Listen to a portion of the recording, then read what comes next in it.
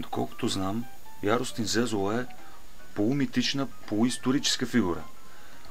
Но има гадатели и гадателки, които твърдят, че той се е преродил в наши дни. Зулу.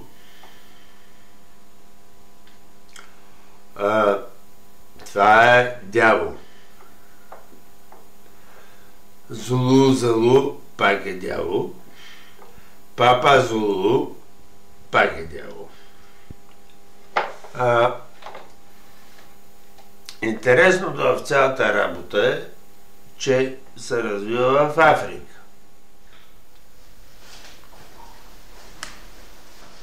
Един ден някой ще снима филм за Зезола. Но слава Богу няма да съм аз.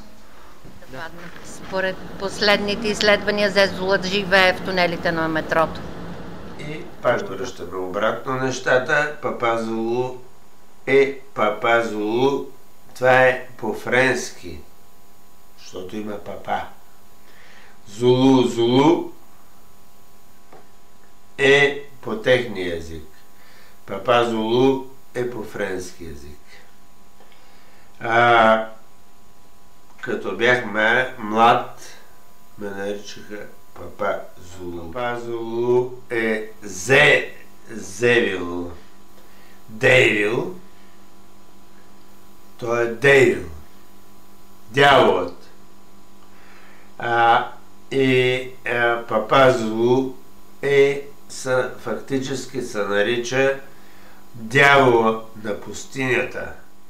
С демони като Зезола има всякакви модерни методи за борба.